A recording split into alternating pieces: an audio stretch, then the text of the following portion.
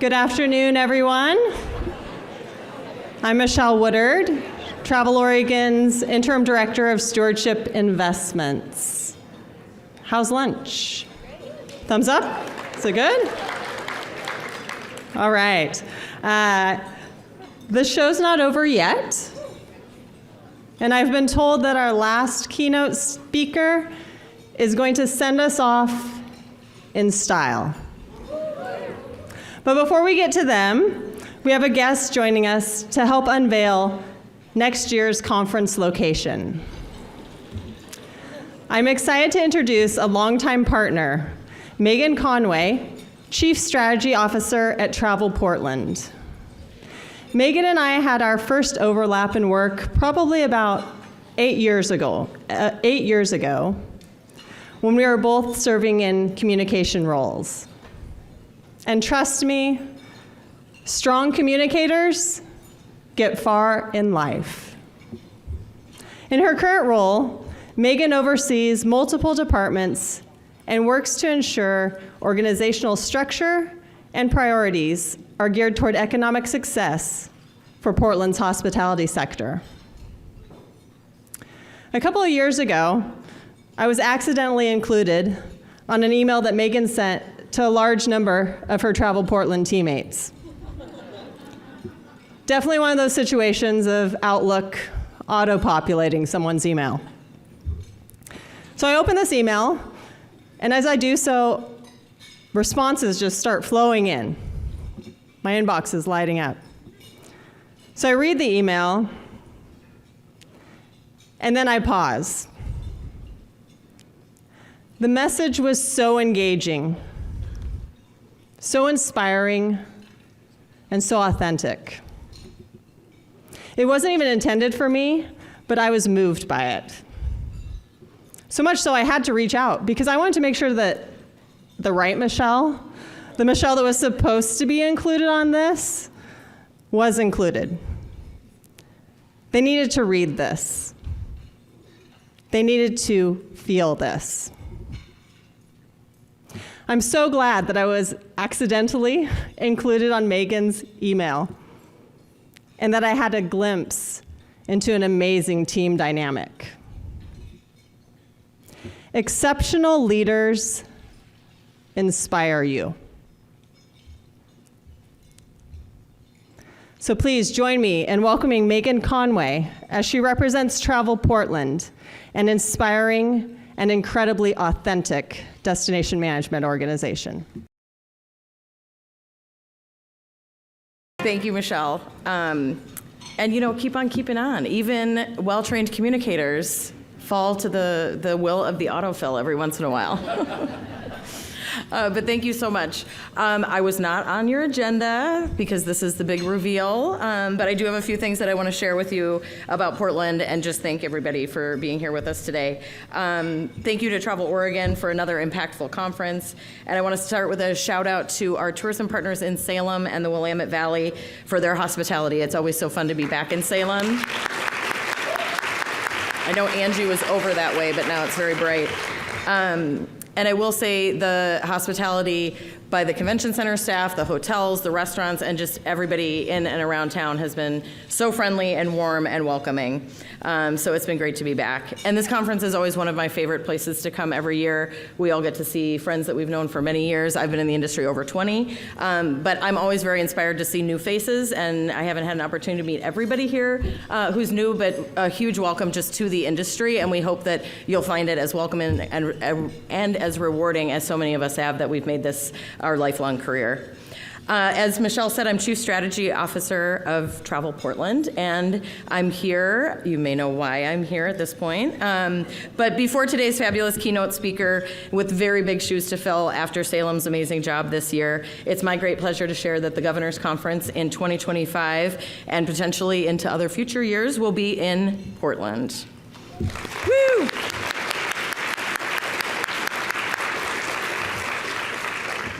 So as we think about Portland, we're thinking cherry blossoms, we're getting ready for the Shamrock Run and Irish Fest, Cinco de Mayo, the Rose Festival, and it's really the start of our spring and summer event seasons, which are ramping up very nicely for 2024, and we'll be excited to welcome you next year as well.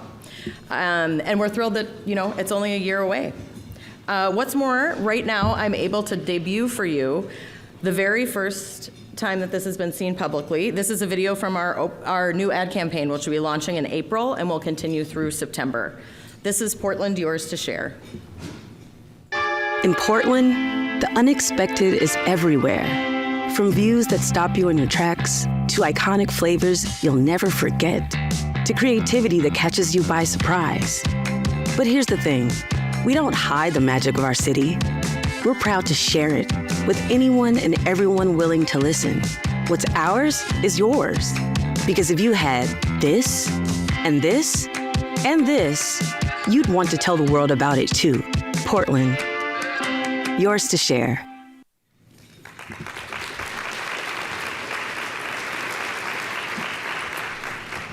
Thank you. I hope that gets you excited for next year, and a big thanks to our marketing team who worked some magic with our agency to get that done in time to be able to share it with you today. So you'll be seeing more of that in April. So whether you haven't visited in a while, you live in Portland, you have visited recently, we really can't wait to welcome you all. And as we encourage you to come early, stay late, enjoy our restaurants, our shops, see a show, visit our cultural institutions, and we have some new resources as well that will help you plan that visit to Portland. You can see here everything from events to new neighborhoods and businesses will be at the ready for you to come and check out when you come to Portland. And the first thing here is our new weekly newsletter, which will highlight the goings-on around town. It's called the Portland Weekender, and there's a QR code that you can sign up there for free. And we have a new visitor guide coming out as well. We didn't have that here quite in time to share with you, but that will be out very soon and will be nice prep for your trip as well. And there's a little bit more. So some people say there are soundtracks to our lives. I personally have 3 daughters, so the soundtrack to our life is very like Beyonce, Taylor Swift, Noah Kahn, all the usuals. But as we thought about preparing for this year's conference and getting you ready for next year, we wondered what it would be like to set an Oregon road trip to music. And as we looked at that, we thought, well, it's gonna have to be made up of Oregon artists. And so whether you come by car, bike, train, plane, there was a year people kayaked to the conference. I feel like Billy and some other people. But we would love for you to take this opportunity to download a very Oregon playlist from Portland's favorite record label, Tender Loving Empire. So you've already had a little sneak peek to it. You didn't know it, but when you walked in and the music was playing and my walk-up song and some other things are on the playlist. And you can download it with the QR codes on your table. And it's been thoughtfully crafted, as I said, by our friends at Tender Loving Empire. And we hope that you'll use this maybe when you're driving from the conference today, but also as you road trip and come join us next year in Portland. So enjoy those tunes. You'll hear more of them today, too. And then the next thing, speaking of thoughtfully crafted, your centerpieces on your table are an homage to the world's smallest park, which many of you likely know is in Portland, but you each have your own little Mill Ends Park on your table. And since it's representative of a park that's so tiny it could fit on your coffee table, we feel like everybody should have the opportunity to win one of these at their table. So if you look under your chairs, a few lucky attendees will find a golden ticket, and that's good to take the centerpiece home. No fighting, no running. Yes, yes, we've got some winners.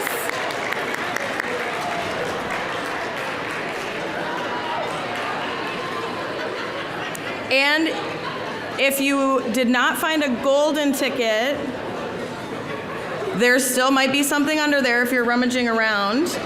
And that would be a pair of attraction tickets.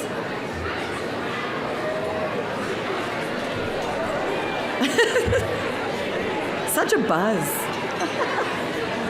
You get a car, you get a car.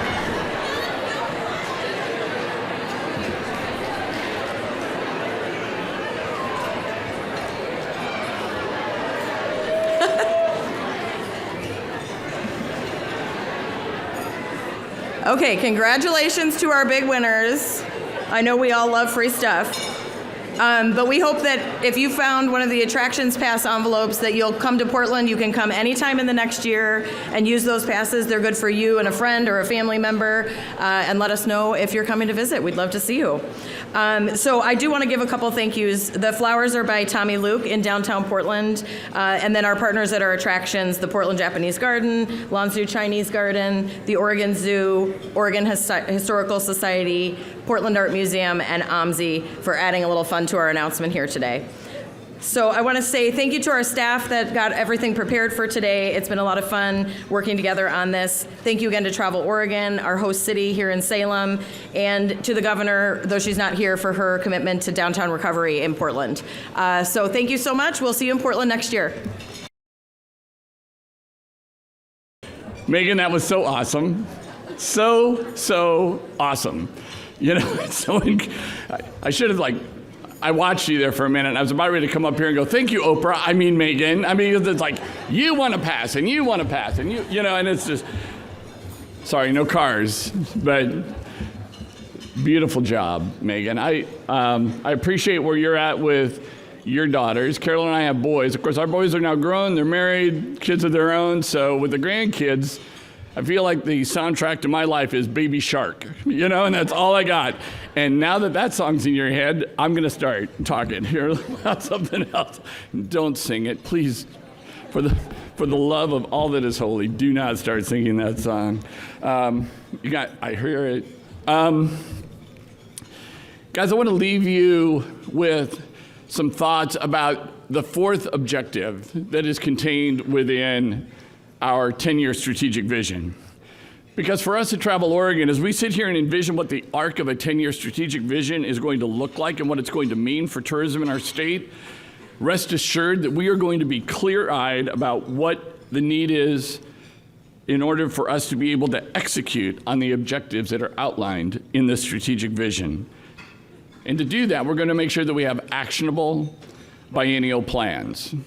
These plans and this vision are all on our website. We're currently roughly midway through the first 2-year plan against implementing this vision, and I'd encourage you to go out, take a look at the website, and be able to track along with us as we're tracking the strategies that were embedded within the vision and the work that we're now taking underway in this 2-year biennial plan. These are plans that are going to be developed with this strategic vision as kind of a framework for us, really. It's helping us stay on track. It's helping us monitor our progress, making sure that we're able to achieve our vision. And it's imperative to us that as we continue to engage and collaborate with each and every one of you, our stakeholders, every step of the way. Because none of us want a pre-pandemic Oregon. We want a resilient Oregon. To me, this means that we have to acknowledge and embrace all the benefits that travel and tourism do, can, and must mean to Oregon. We're adept at sharing the economic impact numbers of our industry. We can talk about spending and jobs and taxes and earnings. And we grasp the impact of sales trips, sales missions, and inspiring international visitors to our state as well. We know that when harnessing the innovation of a community around a shared vision for tourism, that it will result in business startups and enhanced livability that's going to be derived from the new restaurants and the new attractions, a new art gallery, a new performing arts center that may open, and other amenities that may arise. But my friends, I challenge us to stop for a minute and also think about the other aspects of the travel and tourism industry. What about those softer, those subtler, yet arguably as equally important, if not even more critical, those personally transformative impacts of our travel and tourism industry, those impacts to the human spirit, those impacts on global diplomacy, those impacts on creating a sense of personal safety, of personal value, of belonging, of going beyond folks feeling welcome and folks feeling they belong. As Mark Twain so eloquently stated when reflecting on one of his international excursions one time, It would be well if such an excursion could be gotten up every year and the system regularly inaugurated. Travel is fatal to prejudice, bigotry, and narrow-mindedness, and many of our people need it sorely on these accounts. Broad, wholesome, charitable views of people and things cannot be acquired by vegetating in one little corner of earth all one's life. So we must desire an Oregon that is welcoming to all and where all feel they belong. A place where we can state unequivocally, as it is included in our fourth objective, that we are striving to be a place of equity. A place where, working in collaboration with our stakeholders, we can increase awareness of, advocate for, and advance social equity within Oregon's tourism workforce. We can foster deep relationships and elevate the voices of historically and currently underserved and under-resourced communities, including those where increased accommodation is needed to ensure equitable accessibility wherever it's needed. One place where this is just getting underway with Travel Oregon is the installation of what are referred to as hearing loops in our welcome centers. And I want to give a very special shout out to our friends with Travel Lane County, because we were introduced to the concept of the hearing loops by you when we had a Tourism Commission meeting down in Eugene, and the venue that you had us meeting in down there was using the hearing loops as part of their experience. And we quickly became very enamored with what these could mean for our industry, for our welcome centers and places that we have folks that are coming in with a hearing impairment. If you want to learn more about how these hearing loops are operating, I'd encourage you to seek out colleagues at Travel Lane County, but you can also visit the welcome centers in the state welcome centers that are in Seaside and at PDX. We have them installed there, and we'll soon be rolling them out throughout the entire system. They're very, very inexpensive when you stop and contemplate what it can mean to somebody who's coming in either using a hearing aid or cochlear implant, and it is able to literally eliminate all that extra ambient noise, so they're just talking to you. Powerful, simple, very inexpensive way to make sure people feel they belong. Much of the leadership for this accessibility initiative across the state of Oregon is coming from Oregon's regional and local DMOs. And we are honored to have one of those leaders with us here today. To share more about the work that's being undertaken across Oregon in an effort to enhance accessibility, please welcome Erica Sears, the Deputy Director of the Oregon Coast Visitors Association. Erica, come on up.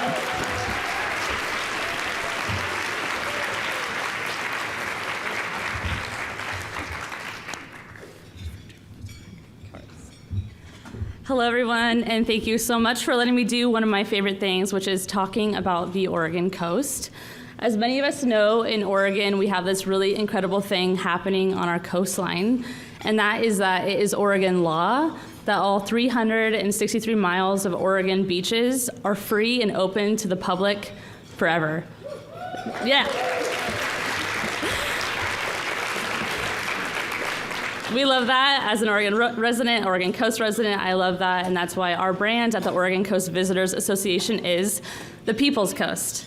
However, what we've seen over the last couple of years is that the People's Coast is not necessarily accessible to all people. Our beaches aren't always accessible for wheelchair users, nor are our restaurants, our lodging operations, or some of our attractions. Fortunately, though, we've had an incredible group of people, specifically tourism people in our region, that are working to really come to some solutions for this type of work. And this group, which is this intersection of travel and accessibility, we call Oregon Coast Travelability, and that's what I'm really excited to talk about today. Usually at industry conferences, I really like to get into the nitty-gritty, and I want to know, what's not posted on your website, what's not in your reports. I want to know what was hard, and I want to learn your lessons and have those conversations. And I'm very open to those questions and always open to connecting. But because this is the last day of the conference, I really want to celebrate the work that has been happening on the Oregon coast with all of you in this room, with all of our colleagues. So first of all, I wanted to throw up this chaotic slide. It has a lot of organization names on it, but I just want to make sure that you know that I have the honor today of talking about the work that these tourism groups are doing along our region. This photo is a group photo from the Travelability National Conference last year. So this really kicked off a lot of this work. 2 years ago, we attended the Travelability Conference, and with the support of Travel Oregon's capacity grants, I believe it was about 8 of us from the coast that went to this conference, had these conversations, and then we didn't stop talking about it when we came home. We then went last year to the Travelability Conference again, and Oregon was half of the entire audience out of the entire country. Yeah. The majority of that Oregonian delegation was from the Oregon coast. And so it was a huge feat to have that type of representation, but also to convince that many coasties to go to Georgia in August. It was rough. It was pretty hot. So in that same grant with Travel Oregon, the capacity grant, 8 of our destinations received funding to work with Wheel the World. Did anybody have a chance to talk to Wheel the World and the Accessibility Vendor Showcase while you were here the past couple days? Okay. They are an incredible organization, and their mission is to make the world accessible. And so when they founded this organization, it was really on this notion that, one, accessibility information is very difficult, if not impossible, to find on websites, and that when you do find it, it's often unreliable. And 2, that a lot of information says accessible or not accessible, and the reality is that every user, accessibility means something different. And then 3rd, a lot of businesses don't know if they are inaccessible or accessible. So by working with Wheel the World, you have these trained experts located on the West Coast that come in, and they take these measurements, very specific, over 100 measurements, upload them into a booking website, which is like the Expedia of disabled travel, and is putting that information directly in front of our disabled visitors. Since that first grant with Travel Oregon, we had a number of other destinations on the coast apply for those grants in last year's competitive grant cycle. And at this point, our region has received a little over $1.2 million to work on accessibility. And in a few short months, either the entire Oregon coast has worked, is working, or will be working with Wheel the World. That's a really exciting celebration for our region. Yeah. The next thing I wanted to show really briefly is David's Chair Outdoor Mobility Systems. Have any of you seen these out in the wild? Okay, these are so rad. They're an all-terrain track wheelchair. They are free to use, and a lot of the groups that are bringing these to the coast are actually veterans groups, Elks Lodges. It's a lot of local residents that are bringing these. They're able to take people out on the beaches on this different type of terrain that they would not normally be able to. The picture on the left is Pacific City. That is our fire chief, Chief Ader. And so we're seeing all these communities, around 10 communities right now, offering these at events and at their beach destinations. It allows people to get out of their cars, and we've gotten a lot of feedback that many disabled residents and visitors are sitting in their cars and looking at the view on the beach, and we finally have an opportunity to get them down on the beach with their beloved pets and families to enjoy a day at the coast. Similarly, we are seeing increasing beach wheelchairs. So these are 2 types of beach wheelchairs and beach wheelchair lockers. This is in Lincoln City, and Lincoln City has led a lot of innovative work in accessibility, and we are seeing this as well in Tillamook County and many other places on the coast. Of course, we're also working with influencers. So we've worked with a number of influencers, a lot with support of Travel Oregon, and they are sharing really interesting content. And of course, I'm obsessed looking at the comments, wondering what people are asking. And the questions are, wow, that's amazing. How do you book it? Where do you book it? What time of year can you book it? And these influencers are providing guides and answering questions. And so it's been a really fun experience to get that type of content out to our visitors, but also seeing what type of information, specifically accessibility information, they are looking for. And then lastly, I wanted to talk about Moby mats. Have any of you seen these out in the wild or perhaps tried these? Okay, I'm seeing a few hands. These are a great asset to have even if you're not on the coast. These can be on riversides, trails where it's uneven footing. So these Moby mats allow people to use their own device to go out on the beach. So that could be a walker, a cane, a wheelchair, but it also provides access to people with strollers that are trying to get down to the beach. Lincoln City, Explore Lincoln City and Lincoln City Parks and Rec really took leadership and have multiple MobiMat locations on their beach. And if you look at the comments, if you're ever having like a down day and you're like, I could really use some inspiration, you look at the comments of these posts and people are saying things like, I have lived on the Oregon coast my whole life and it's been 20 years since I have been on a beach. I wish that this was here when my father was still alive. I broke my leg and I thought my summer was over, but now it's not. Can't wait to see you, Lincoln City. So it's been really exciting work, and Lincoln City has just really just shined in this type of work. And then Seaside was like, oh yeah? Lincoln City, you think you're the MobiMat capital? Seaside went ahead and got 850 feet of MobiMat. So we're gonna go to the end of this together. Seaside has a very long beach and the landing pad at the end. Excellent, yeah, so Seaside just installed that, and because Seaside has such a long beach, they don't need to take those away during winter storms, so those are accessible, that beach is accessible year round. Yeah, good job Seaside, we're so proud of you. And I want to direct everyone's attention to the photo on the right. So the man in the green shirt struggling to pull that mat, that is the director of marketing for the city of Seaside. And when Joshua sent me that photo, I was like, okay, yeah, nice photo op, it's kind of corny. And he's like, no, I rolled that out. I rolled that out with the public works director, and that was 850 feet. And I just thought, what a perfect picture to show that tourism gets things done. Like, we're not always just like on computers. Like, we get out there and roll out 850 feet worth of MobiMats. So in summary, I just wanted to say that accessibility is happening on the Oregon coast, and I think this is a really great example of tourism products that also equally benefit residents. And I think it's just such a shining example. I'm very proud of all the partners that are doing this work, and I'm also proud to be part of the Oregon tourism industry that is really driving this work forward. Thank you so much.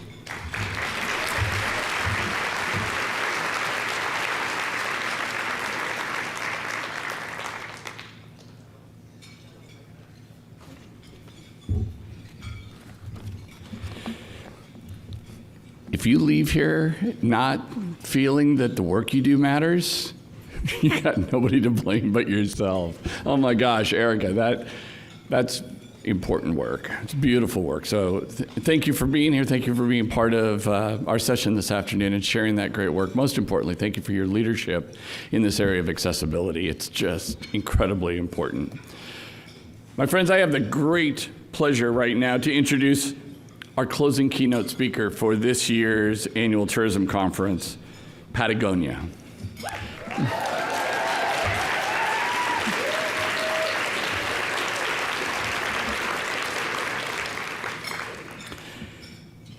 Pattie is a critically acclaimed drag queen, artist, and environmentalist, a leading voice in the climate and queer spaces with a community of more than 1 million queer people and allies.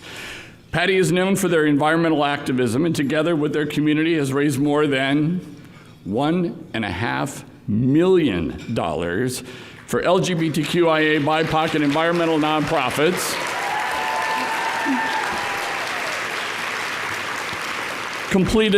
Completed thousands of miles of hiking and backpacking trails and raised awareness for environmental issues.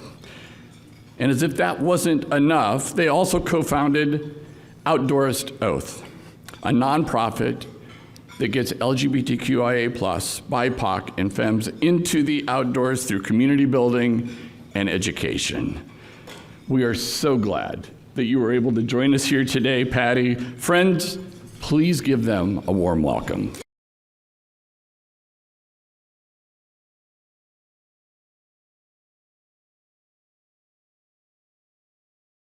Hello, Oregon. How are you? Yes, keep that round of applause going for the incredible staff that put on this conference. Thank you all so much. Wow. It feels so good to be here. You know, while I live here in Oregon, I'm originally from Nebraska, and the state tourism conference there is like, yay corn. So there's that. Literally, I can't make this up. The tourism slogan of Nebraska is, Nebraska, it's not for everyone.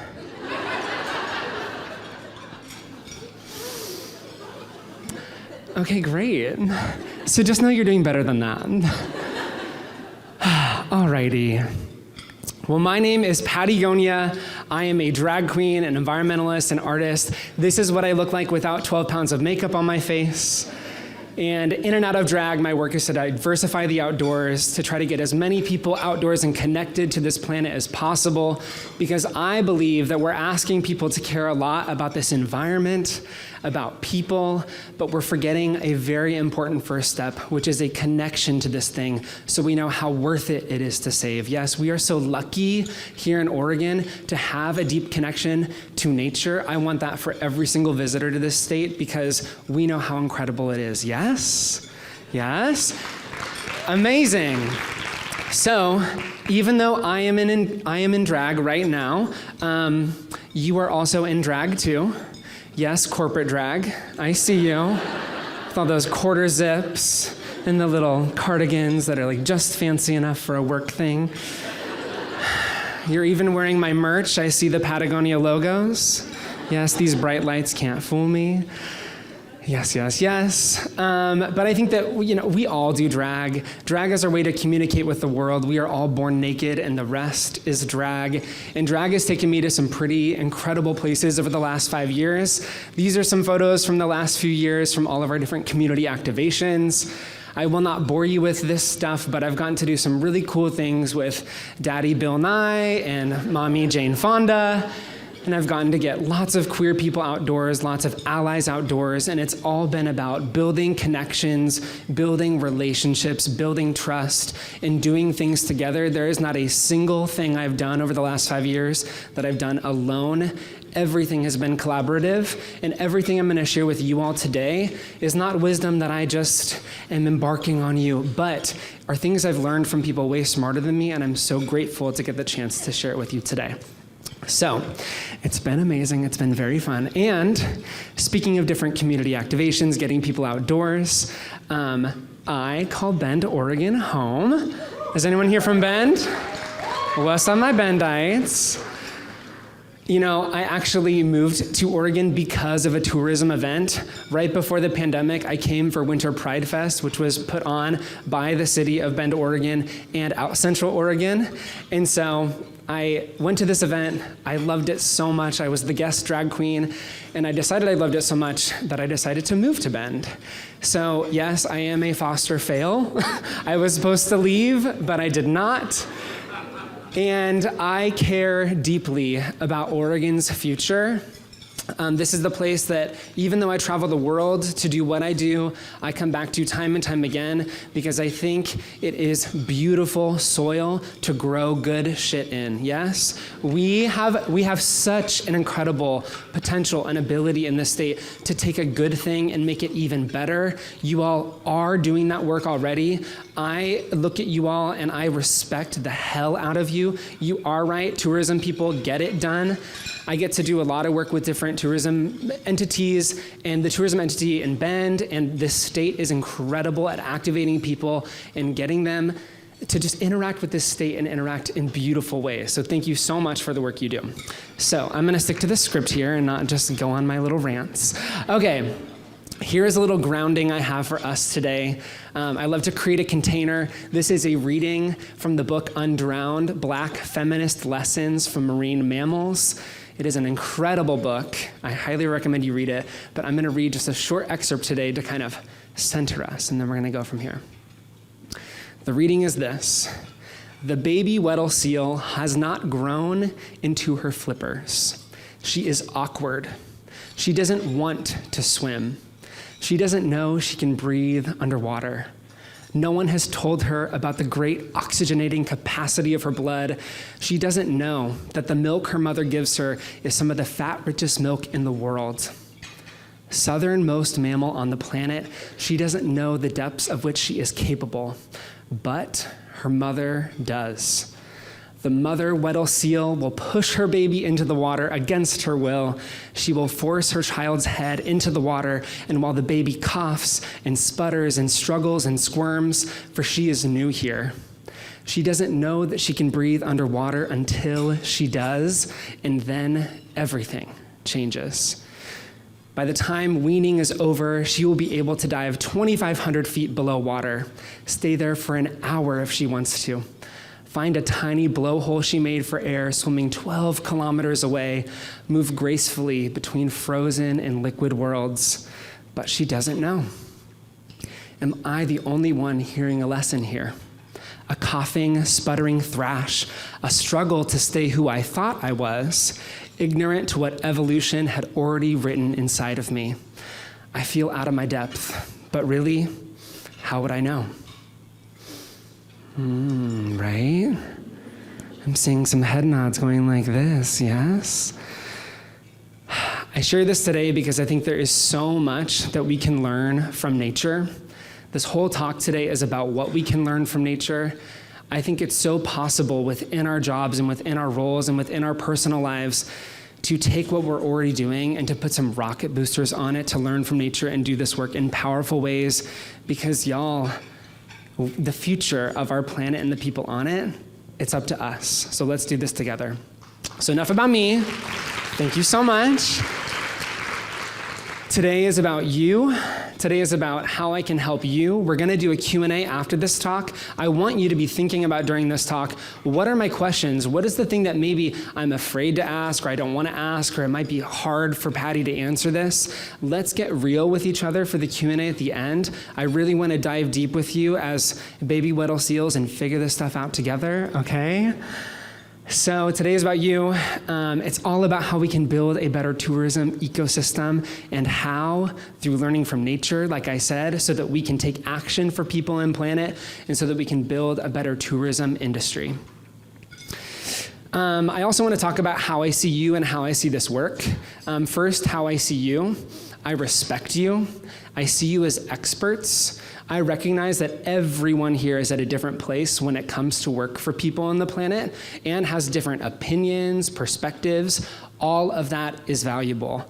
I think when we decide that our diversity is the thing that makes us strong is the minute this stuff is all gonna click for us. So I'm not here to change your mind. I'm not here to convince you one way or another. I'm just here to lay out the facts as I see them and share some things that have really opened up my mind, that have helped me actually take that action, not just talk about it, but do it. And I wanna share those things with you. So here's how I see this work. I think a lot of people think that environmentalism and diversity work is a nice to have, or that it can be an inconvenience. But I want to encourage you to see that making Oregon a welcoming place, inspiring people to go out and try new things and go to new places and have a planet to do it on is good for business, yes? Yes, I am an environmentalist, yes.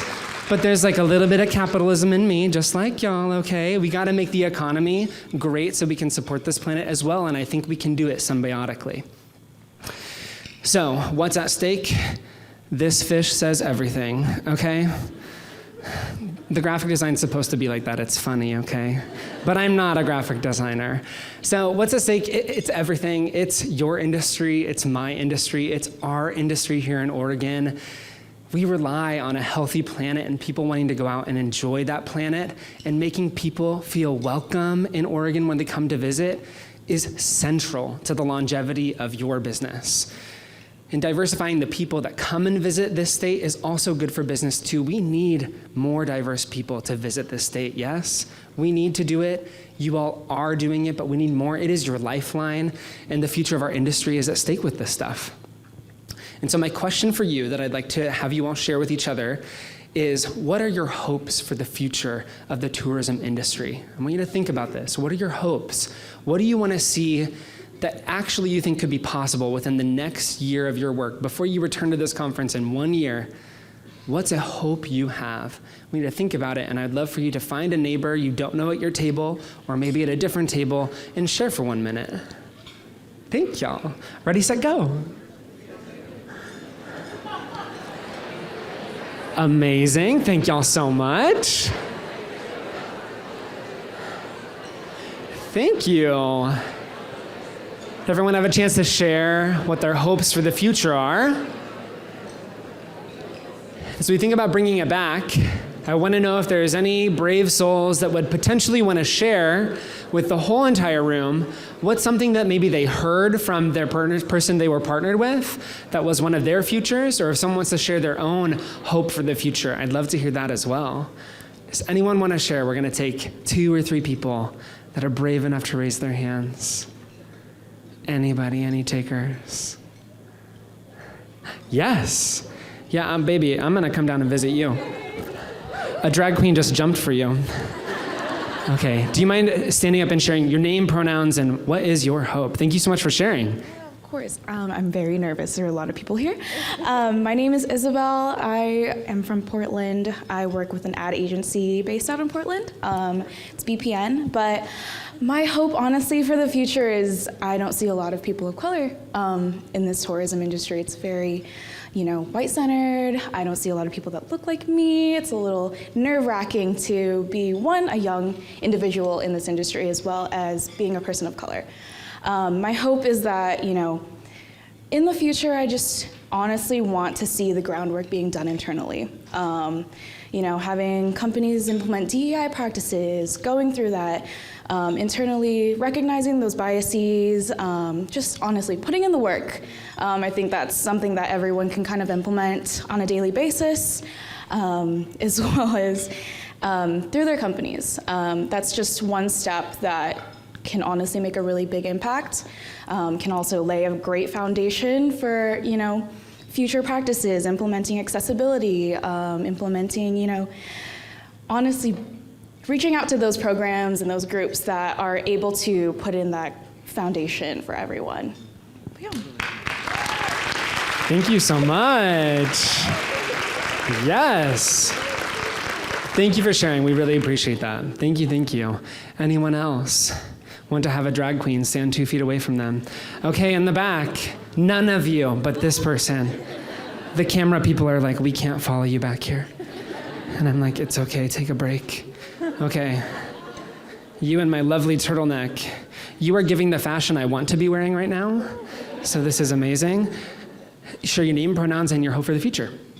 So my name is Scotty Jones, and my hope for the future, and a lot of you went on some of these agritourism tours during this conference, is that our regulatory issues get easier so that those of us on farms are able to host you legally. Because right now, a lot of us are not doing it legally. Amazing. Legal farms. We love it. Yes, agritourism, it's incredible. Did I step on something? It's just a knife. Amazing. One more person want to share? Anybody? Oh, okay, now you're being brave and bold. Okay, let's see. Raise your hand over here. Who was it? I'm going to go with you. Sorry, I know that 3 of you had your hands raised. I'm Alan Barber, he, him pronouns. I was just thinking about the attention that we are giving to DEI, and my hope for the future is that just becomes second nature to all of us.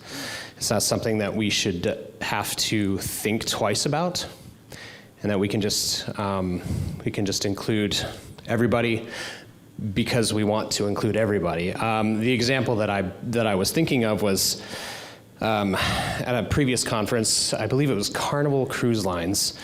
They were using their ad campaigns as an example, and there was some photographs of a couple enjoying dinner, and one of the people is a wheelchair user, and it was used as an example of of course we included somebody in a wheelchair because these folks use our services too, but it wasn't like pat us on the back. It was the right thing to do. They didn't even think twice about it. So that's my hope. Love it. Thank you so much for sharing. Well, lucky for you all, we're going to talk about all of that stuff in this talk. Okay, so I have 4 learnings for us today. My hope is to take not even all the time I have allotted, because I think that less is more often. So I'm going to talk about 4 learnings that I think we can learn from nature, that we can take into our lives to tackle that how. How do we go about actually doing this on the day-to-day? We know that diversity is important. How do we go about doing it? We know that connecting people to this planet is important. How do we do it? Farms, they're important. How do we do it? Let's talk about it. So first thing I want to talk about is what people think advocacy work is versus what advocacy work actually is. Advocacy work is rarely marching on the front lines of climate rallies.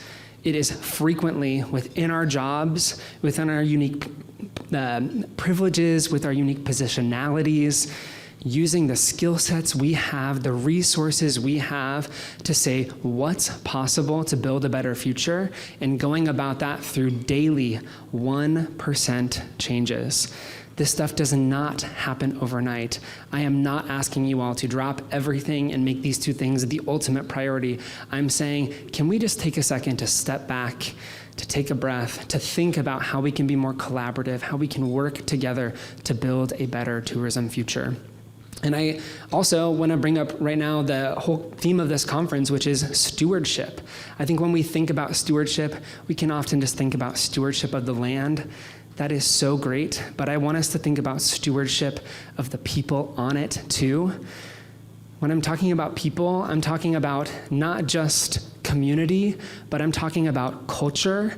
I think one of the biggest missed opportunities right now in Oregon is the ability to think of culture as tourism, and why and how people travel, and that people travel to relate to one another, to get to know one another, to experience other cultures. I travel as a queer person to meet other queer people. Let's embrace that connection.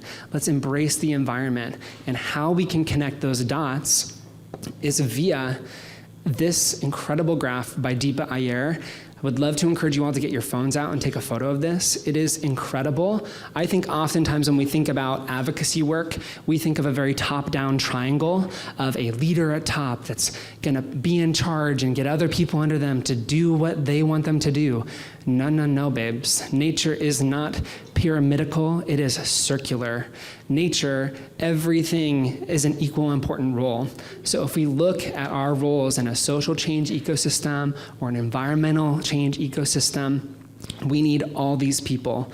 Yes, we need the disruptors, but we also need visionaries, builders, healers, artists, storytellers, bridge builders, frontline responders, caregivers. We need all of them. Raise your hand if, other than disruptors, if anything else in this circle you resonate with. Yeah? It's a lot of y'all. We need all of us, and we need to lean into what we're good at, not go to necessarily where we're super uncomfortable. Like if you were really good at storytelling, I would never want you to be a disruptor. I want you to take your storytelling ability and apply it to climate and apply it to inclusion. Yes, that's how we make change happen. And I'd love if you also got out your phones to take a photo of this second graph, which is by Dr. Ayanna Elizabeth Johnson. And they talk about how to take action, where to start, how to start. It is through these 3 powerful questions. Looking at the intersection of what brings you joy, looking at what work needs doing, and looking at what you are good at. And if you can think about your answers to each one of these questions, and if you were to overlap all those things, that is exactly the work that is available to you and only you. And that is powerful. Y'all, I can only reach so many people through being gay for a living in drag and telling people to go outside. It's a certain quantity of people. You all can open people's minds through travel and through tourism to care more for this planet, to care more for people on it. I think that travel are those experiences we remember that have an impact for us. And maybe they impact us so much so that we stay in those places and we become a part of that community. We try to give back to that community. That's what I'm trying to do in Bend. I want more of that. I guarantee you that so many of you are here because you are transplants. You said the soil that I was planted in was toxic. It wasn't meant for me. And I found that here in Oregon, and now I'm here. Yes? Does that resonate with you? 3 head nods. This is amazing. Great. I just think that we are often a gateway, right? We are a gateway drug. And there's so much that's possible when we think about tourism is that welcome to that place. I think a lot is possible. So the action Venn diagram, incredible. Second thing I want to share with you all is progress, not perfection, but not in the way you're probably thinking about it. We all know that progress, not perfection, is how actual change is done, but I want to encourage you all to make space for other people and their progress and not their perfection. I think that why we don't take action on diversity, equity, and inclusion, why we don't take action when it comes to the environment, is because we are so afraid that if we mess up, that other people are going to come for us, right? That it's our jobs at stake, that we're going to be canceled as a tourism entity because the internet and the wrath of the internet. Y'all, that stuff is so real, but how we break this cycle of cancel culture and of fear is by making space within our own ecosystems to accept other people's progress and not perfection. Yes, I want a world where people are making those small 1% changes every day rather than these big things where they're really going to mess up, or creating a culture where we're so afraid to do something that we do nothing, right? Inaction is an active choice. I'll say that again. Inaction is an active choice. Doing nothing is doing something. We need to do something, yes? Okay, amazing.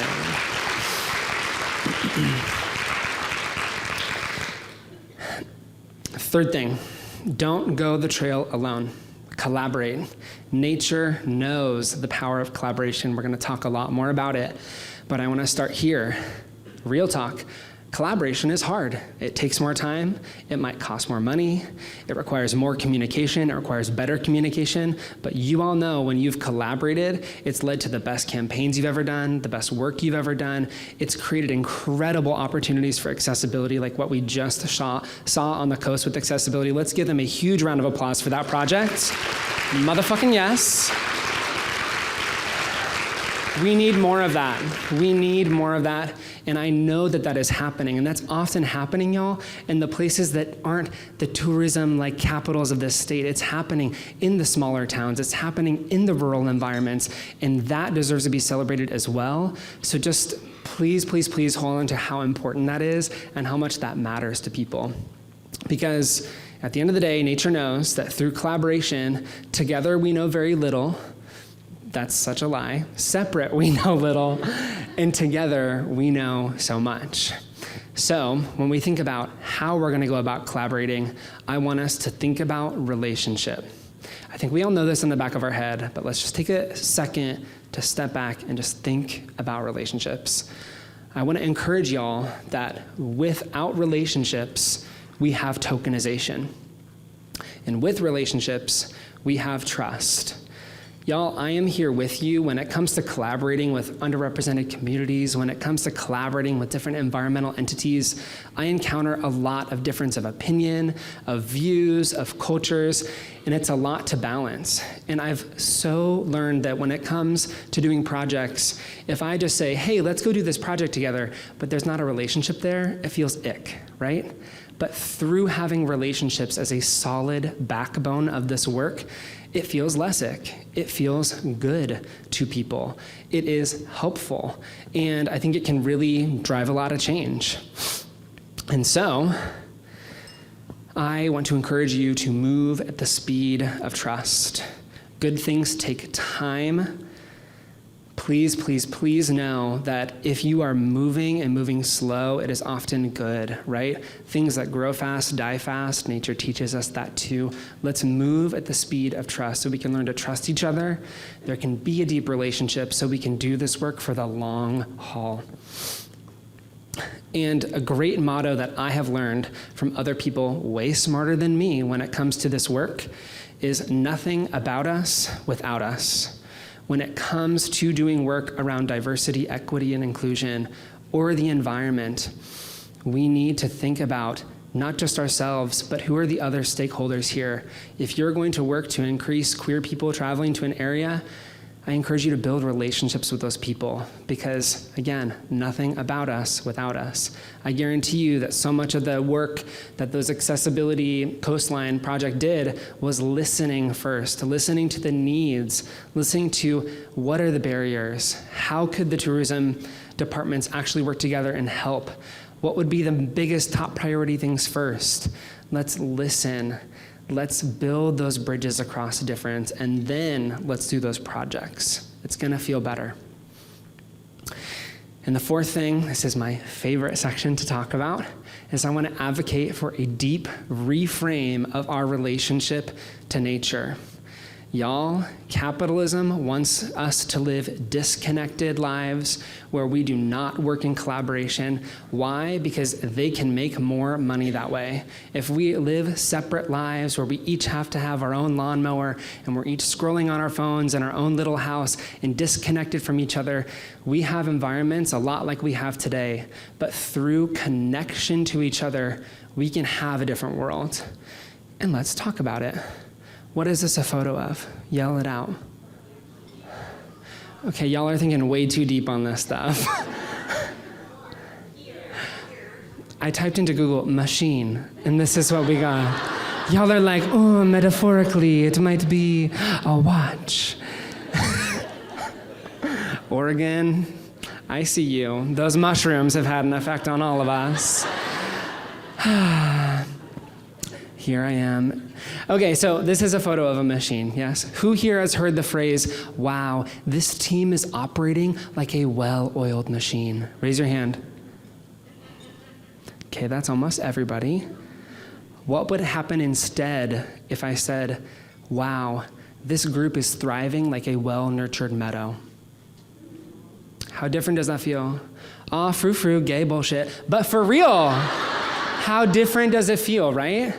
I think why capitalism would like us to think of ourselves as a cog in a machine, it is far more real and honest to think of ourselves as elements in a well-nurtured meadow. Because just like a meadow, we all have a unique role to play. The tree is not trying to be the grass. The grass isn't trying to be the soil. It's sure not trying to be a little squirrel. Everything is unique, and everything has its own diversity, it's its own skill set. And in a meadow, everything is equal and interdependent. The grass supports the soil, it holds the soil together. The soil has tons of different mycelium that carry nutrients hundreds of feet underground to the trees on the other side of the meadow. The trees provide the shade for the shrubs feed the wildlife. Everything has a role to play, just like that, my role in a social change ecosystem map. And yes, this is all beautiful to talk about. Nature does have conflict. We are going to talk about that too. But I think as a part of this radical reframe, we need to remember what indigenous knowledge has always taught us, that nature is not a resource, it is a relative. Yes? Again, I'll say it again. Nature is a resource, not a relative. Again, really frou-frou-y. I can come up here, I can say these words, but these words and thinking about them have had such a radical reframe of the work that I do to see every team I'm a part of, every project I do as its own ecosystem. And am I coming in to support that ecosystem, or am I coming in to try to make that ecosystem exactly what I want it to be because it has to be that way? Yes, we need to just take a step back and say that we all have a role to play. Because nature knows that with diversity, if we can look at this beautiful meadow, which they're gonna pop up on the screen again, thank you. With diversity, nature thrives. And without it, quite literally, an ecosystem without diversity dies. So I want a more diverse ecosystem here in Oregon because I think it's gonna lead to our best ecosystem. And I think that if we can connect people to nature and to each other through our work in tourism, I think we can do some of the most important work for climate and for social change on planet Earth. Again, that connection to people, that connection to planet is the first step to getting people to care, right? You fight for what you love. Let's help people fall in love with this place, especially here in Oregon. And let's talk about conflict. I would like to reframe conflict as nature builds bridges across difference. If you look at an ecosystem like a meadow and you look at where it turns into a forest, oftentimes those are called zones of abundance. They're not zones where the meadow is trying to compete to become the forest. It's an area where there's double the diversity there. I want to advocate for that because a biology lesson here, but there's multiple different kinds of relationships in nature. There's parasitic ones that take and take and take, cough, cough, capitalism. But there's also relationships that are symbiotic, that are more equal in their give and take. Or if they can't be equal right now, they're striving towards being more equal. I want a symbiotic relationship between the tourism industry and nature, between the tourism industry and people, especially diverse people. And so my invitation to you is to think about the teams and the projects and the work you do throughout the next year as meadows and not machines, to remember that indigenous knowledge, that nature is a relative, not a resource, to see that our work is better because of our diversity and because of our differences, that they aren't a hindrance, they're the very key to our best solutions. And I want you to see that making diverse people feel welcome and everyone who visits Oregon more connected to nature is good for business.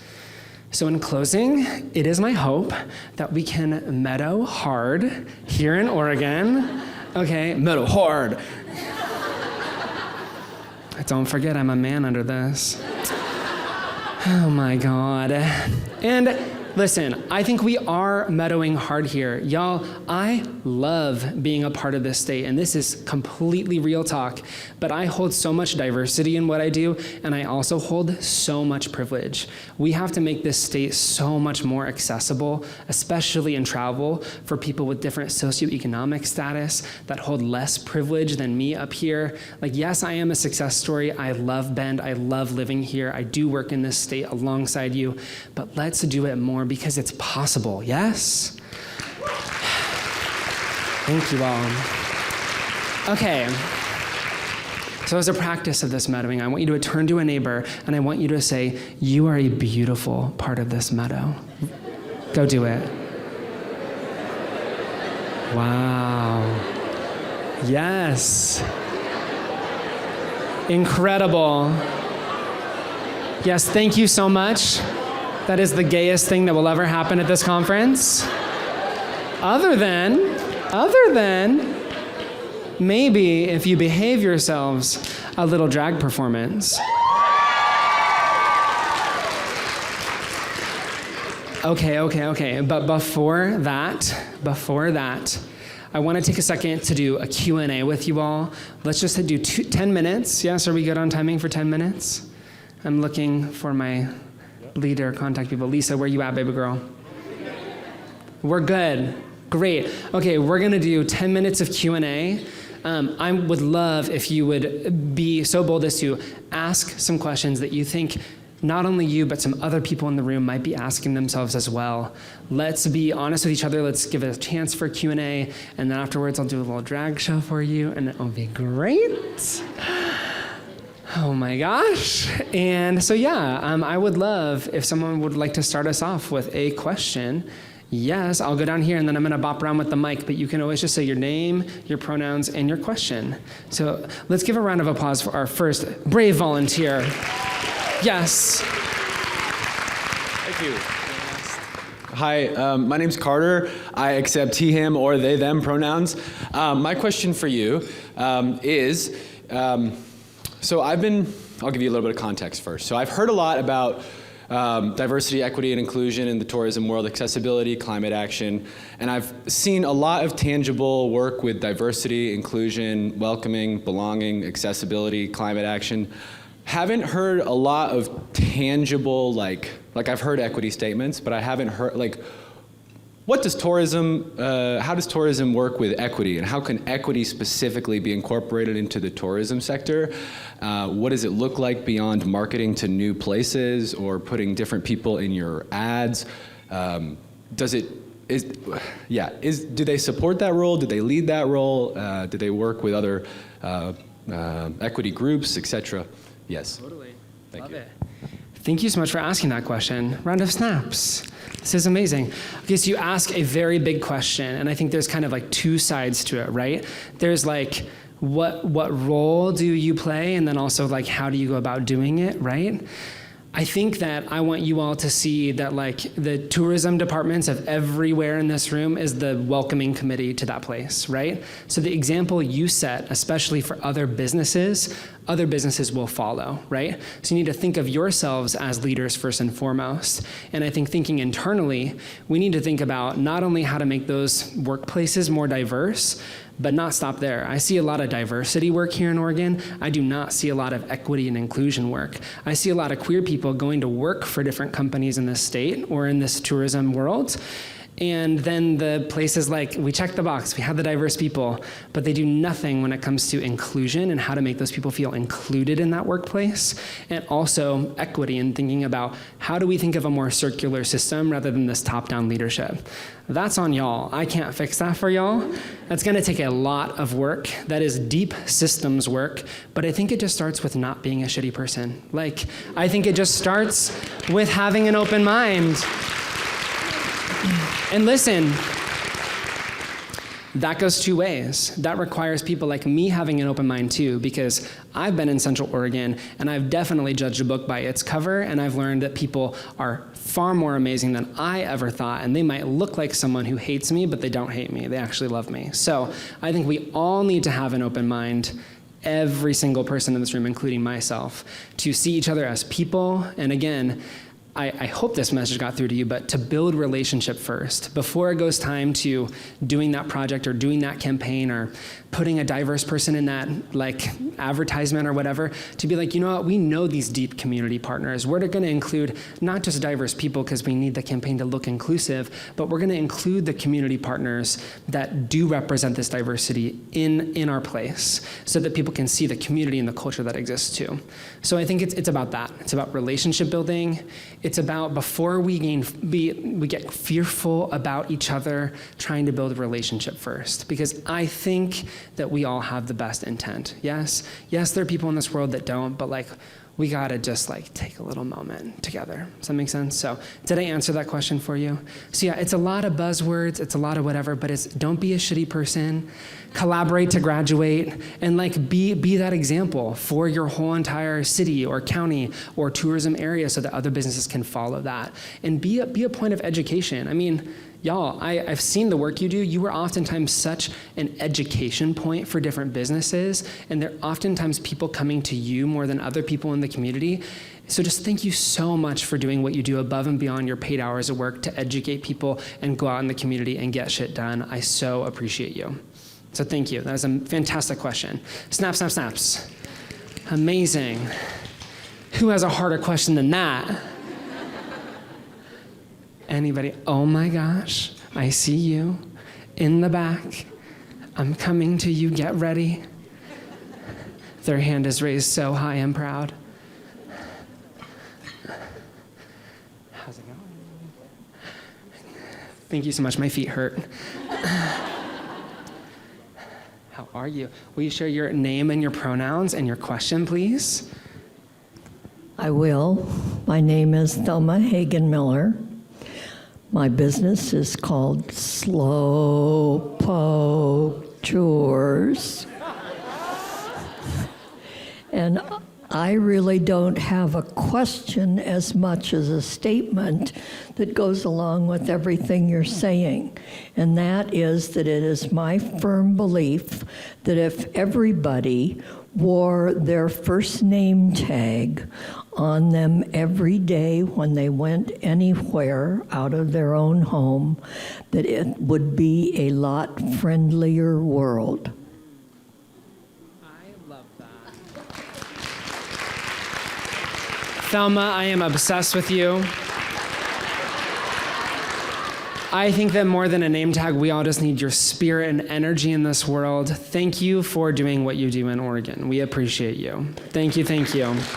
And can we get a fist bump for turtles? Turtles. Turtles. Amazing. I fucking love living here. One more question, two more questions. How much time we got time for, Lisa? Oh my gosh, 2 more, great. Oh, okay. Making me walk. Great. Is the dessert good? Be honest. I got mixed reviews. My drag show will be your dessert. Pattie Gonia, you are beautiful. First, little question, who made this? Oh my gosh. You would think that I planted this question with you. Do you see that person walking around right there that's been getting some iPhone video? She made this dress. Yes, yes, yes. That is Grace Kaiser, a proud resident of Bend, Oregon as well. Come on, Bend. Yes. Do you have another question?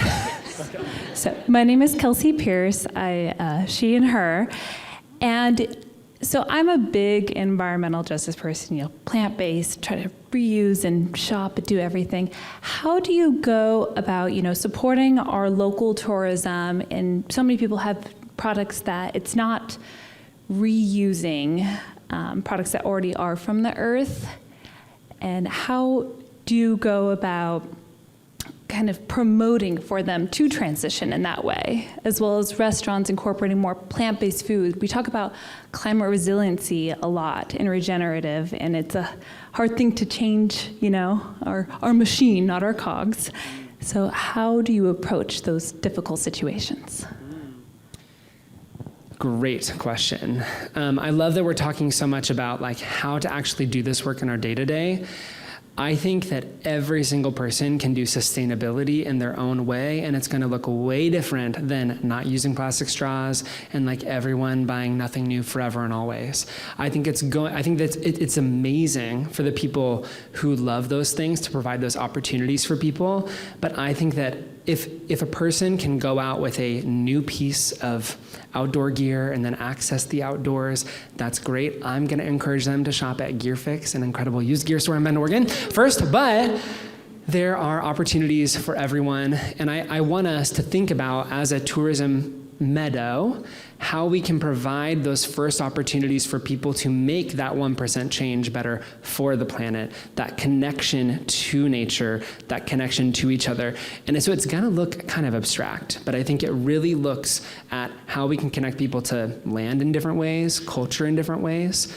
Environmentalism is part of culture, because we all know that if we drill it down people, it never works, right? We have to lead by example. I think people fall in love with you falling in love with it. So I would only imagine that you at your office is making such a change, and the work you'll do in tourism is so important. So I think it's kind of everyone for their individual impact, which is the most real answer I can give you, is we got to meet every single person where they're at and help them succeed in whatever they're passionate about. If this doesn't look like environmentalism or diversity, but it looks like doing what they can to build community for the Black community in Portland, I want them to do that. You know what I mean? So I think, and everyone for their impact. So thank you, Kelsey. Yes, and your blazer is amazing. Incredible. Okay, one more person. I see you in the back of the room. Your hair is prettier than mine, and I am jealous about it. Wait till you see their hair. It's so good. In the center part. Okay, give everyone a spin. Come on, a round of snaps for the hair. Yes, yes, yes, yes. Hello, my name is James Perro. I use he, they, she pronouns, so whatever's clever. First off, I just want to thank you so much for being here. I think it's so important to have, people that you see within yourself. And so as a queer person, when I see a drag queen at a conference, it just makes me just feel so full and amazing, and it's just beautiful. So more drag queens at more conferences, right, Oregon? But my question is, what would you say to business leaders that are afraid of backlash for crafting a DEI statement and putting that into their marketing?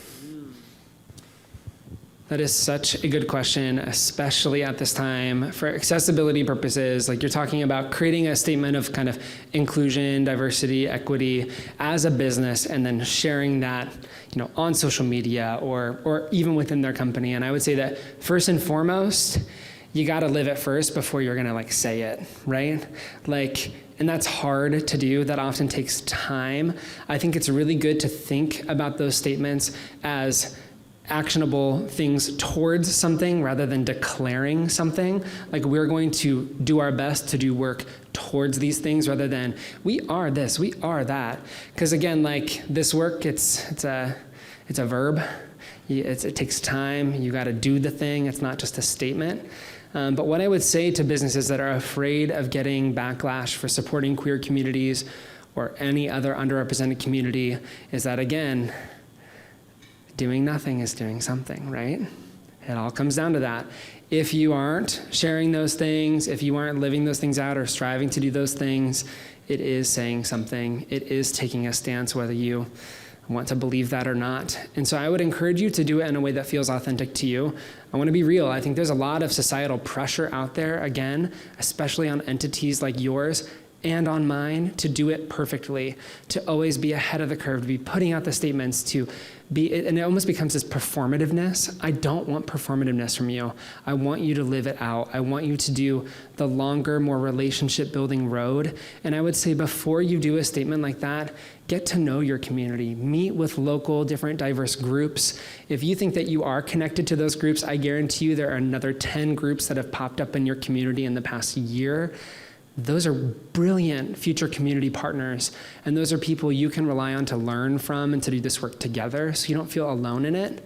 So that's what I would say. And I think that like a statement is just a statement. And we see plenty of people in this world right now, many of which are leading our country, who make statements and make no promises and don't actually like deliver on any of that stuff. So I think we need more people that are walking the walk more than talking the talk. So I'm excited to see you all be those leaders in your community because I know you get it. And I think that it is possible for us to build a better Oregon together. And now I sound like a fucking politician, so here we are. But for real, I think it's that relationship building, it's that trust building, it's moving at the speed of trust, and then saying something that you can have a backbone behind, and then like living into those promises, right? And again, it often looks like just listening more than talking, not being an asshole, like collaborating. These are novel things for the year 2024, but thank you so much for asking that. I appreciate that. Snaps, amazing.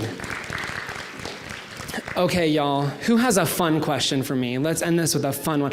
Oh my gosh. Your hand went straight up, baby girl.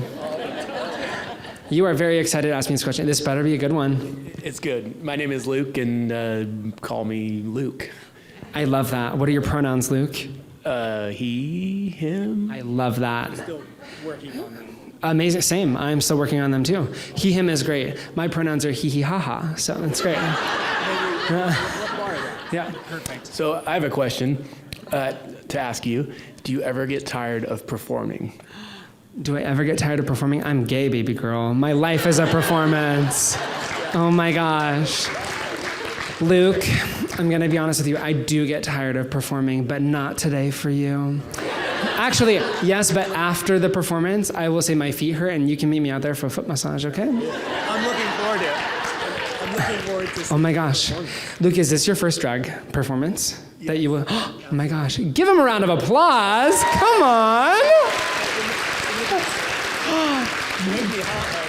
Will you say that into the mic, please? You're making me hot right now.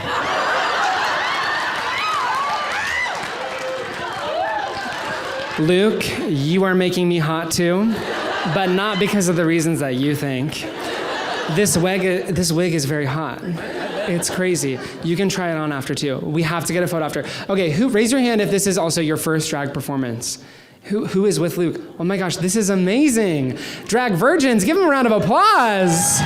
Yes. Okay.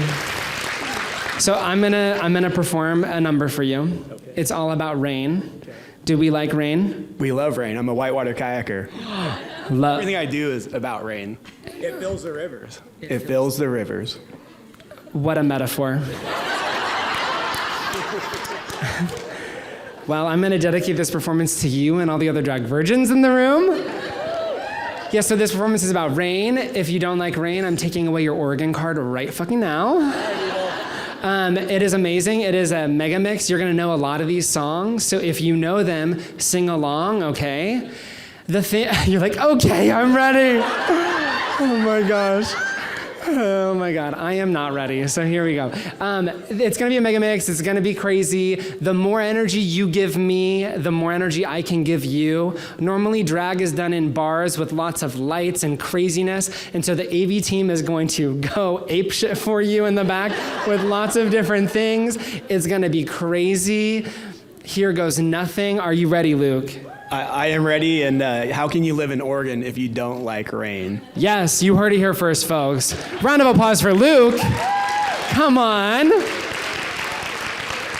Okay, so I'm gonna put this microphone down and the clicker down. I'm gonna grab an umbrella and I'm gonna start this drag number. This is the biggest crowd I've performed for in Oregon.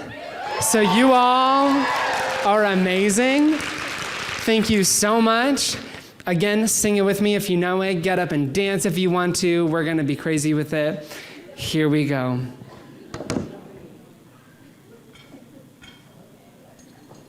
Are you ready?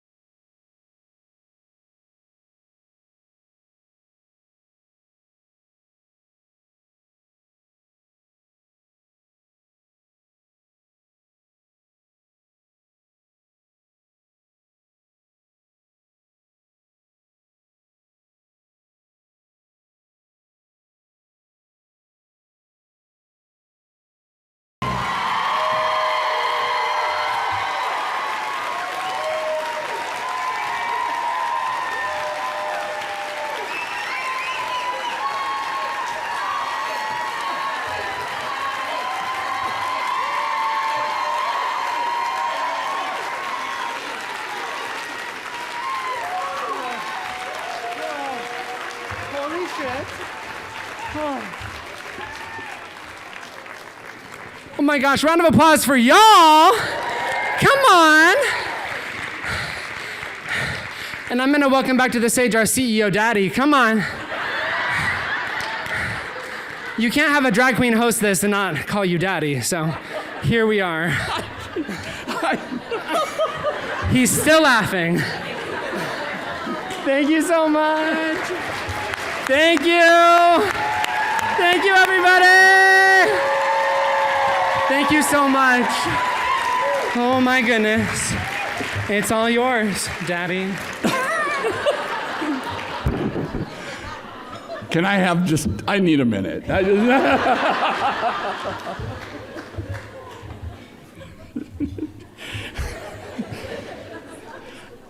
Well, first of all, I obviously need new business cards. Because my title's wrong now. Oh my gosh.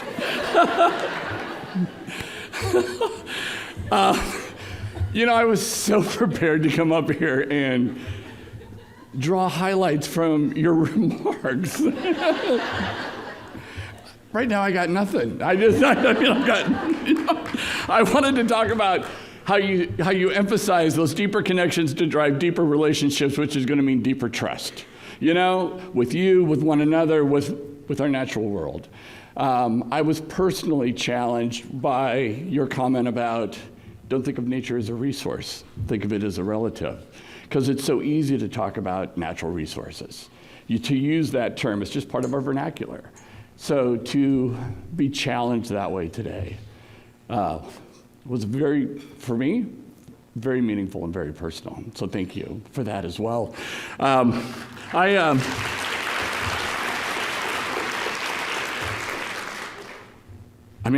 sitting here and I'm looking at stuff I wrote down, but I almost think we need an encore, But I will tell you this. Patty, you are a very beautiful part of Oregon's meadow. Thank you so very much for being here.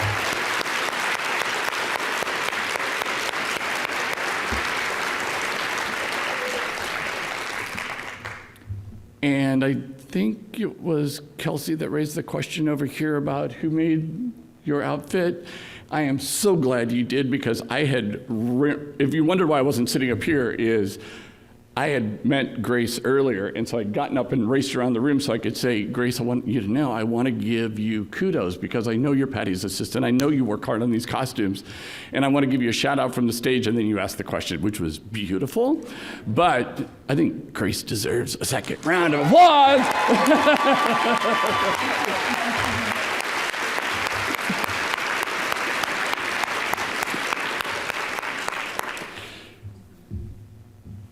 Patty, correct me if I'm wrong, but you are going to be right outside. Yeah. When we conclude here, photo op with our Stewarding Oregon's Future right outside the back door. Patty will be there. We've actually set up a little stanchion kind of area so we can queue up and make it move efficiently. But Patty, thank you for that. Thank you for your remarks. Thank you for being you and for sharing yourself with us here today.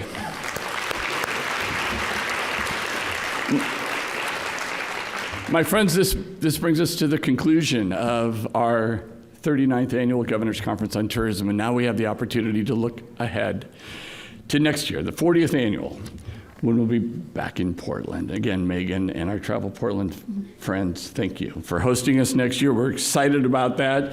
I want to thank all of you for pledges that you had put up there. I snagged a couple from the wall. We're getting darn close, folks. So if you haven't done it yet, if you queue up for the photo op, take a minute and write a pledge. I mean, these are beautiful. Do the small things with intention and protect the environment and make people feel seen and welcome. Helps if I get them right side up. To quietly do the good work on behalf of others. To pass the heart of the love for all that Oregon is to future generations. Beautiful, beautiful stuff. Folks, these kinds of conferences don't happen by accident. We didn't become a $14 billion industry by accident. These conferences do not happen by accident. There are a lot of folks doing a lot of work to help make this conference come together. I'd like you to join me in thanking a group that has been working tirelessly behind the scenes to make sure that we are well fed, to make sure our beds were made, to make sure that we were greeted at the front desk, to make sure that the meals were plated, and these things all got bussed out, and the dishes were cleaned, and all that work, and that we felt welcomed, and we felt taken care of, and we felt seen. Please join me in thanking the staff that have waited on us throughout the entire conference.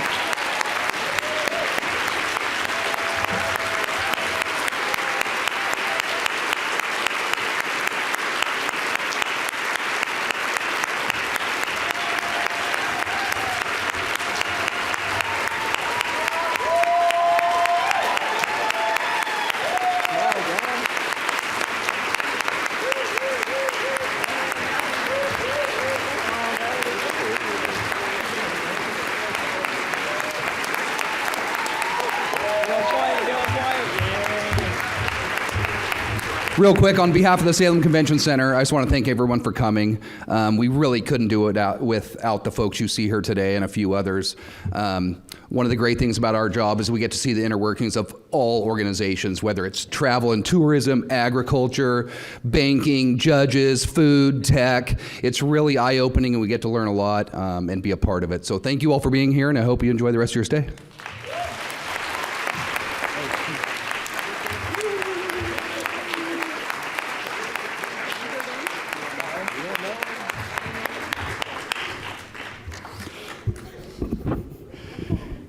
And there's also a couple of folks that have been working on this conference basically since the last one adjourned. And I can tell you they're already planning next year's in Portland. They would be the first to tell you that there were many, many hands that supported them in this effort. You guys have heard me say this before, but it is true and it is worth repeating. They would tell you that it takes a village to put on a conference like this, but every village needs a mayor and a good city manager. So, in that spirit, would you please join me in thanking our mayor and her city manager, Lisa Eel, Matt Finn from Travel Oregon, who have put on all of this work to organize this conference.